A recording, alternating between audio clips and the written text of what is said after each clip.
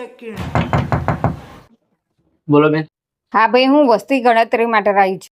એ શું વસ્તી ગણતરી કરશો બેન? હું એક જ છું ઘરમાં. ચલો જાઓ અહીંથી, જાઓ ચલો.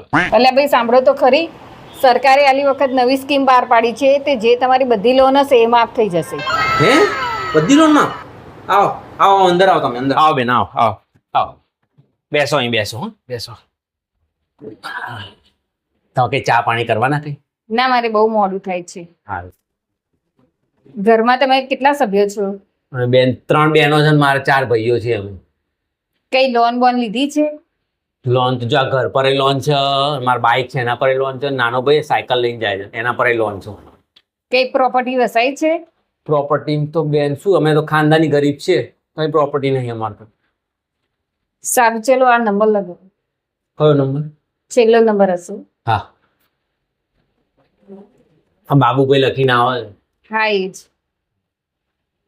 લો. હલો.